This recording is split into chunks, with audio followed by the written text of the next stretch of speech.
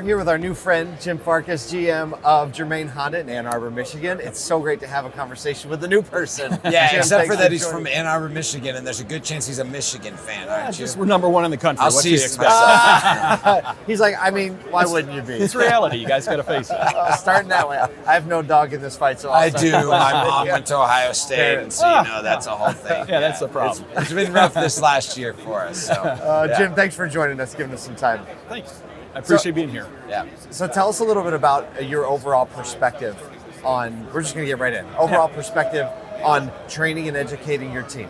You know, it's always been difficult because every solution you work with seems to have their own specific way to be able to train on that tool. Yep. And in the dealership, I have people using multiple solutions. The problem is no one brought it all together. And to me, like Quantum 5 actually takes KPIs, training, and builds an entire process about the customer transparency and journey through the dealership.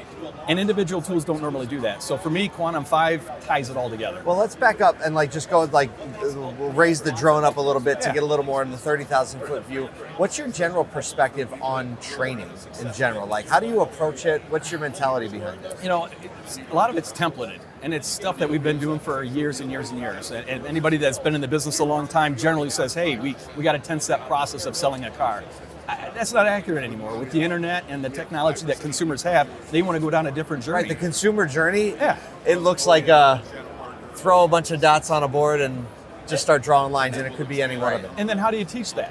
So, you know, for our consumers and for our actually new employees that are coming into the business, they want to learn a different way, and really it's not been a transparent way for us to be able to do that in the car business. Most of it have been here a long time. We trained basically how we used to understand the car business work. What was your first training experience in the car business? Like, when did you start, and what did you start as? Started in 1989, and phone calls through the Black Box Stuker book. A long time That's ago. real So, old school. Start dialing, right? Yes. That's amazing. It's obviously transitioned a lot, and like you said, if the consumer has told us they want a different way of buying a car, servicing a car, anything like that, then our training can't just be like, get them to a worksheet, right? Like that's like, it can't work that way. No, it's and we all say we like that idea, then we go back to the dealership and we do it the way we used to do it. So to me, you have to think outside of the box. You have to engage with your employees first, because if they don't get it, they're not going to be able to deliver it to the consumer. Yeah. And the consumer does want something different. When you're starting to deal with, buying things online, let's just say with Amazon, they want it quick, they want it now, and they have an expectation. They come to a dealership, open up the doors, and we take them down the old sales process that we've been doing for 25 years. It doesn't match. Yeah, and so like the hard part about that is basically if you've been trained in the industry or you have trained other people in the industry, you've got this subset of like the way you've always done it. Exactly. And so moving that, especially you have a pretty unique process, at least in the sales side of your industry, your business, right? Yeah, we have a process where it's a one price store, which is something they did back in the 90s. It's starting to come back now, but as price competitive as dealerships are, why do you need to negotiate price? The other part is people don't like going from a salesperson to an F&I manager to a sales manager. They hate it, actually. Yeah, exactly. And anytime I sat around friends and had that discussion, they're like, why do we do that? Now, I didn't want to break up and say, well, that's why we're most profitable and that's the only thing that we know how to do it. But there was never a tool that could actually tie that in. In a individual salesperson understanding what that process looks like, and then us being able to train towards that. So yes, I use a tool now that can bring in together compliance, F&I, sales, accessory. It touches on everything that the consumer journey would be, and is done by one individual. Yeah. So And that's a complexity because there's not many people in the industry even doing that. So getting the resources to understand how to train that is a whole other level, right? Correct. And there are some smaller companies out there. Some are getting bigger and quicker and faster because that's what the customers want. So dealers are starting to adapt. But there was no consistent training to do that. And not only just the training process with the staff, but all the tools working together to complete that. If I had one individual that could handle the entire process, they needed to know 8 tools.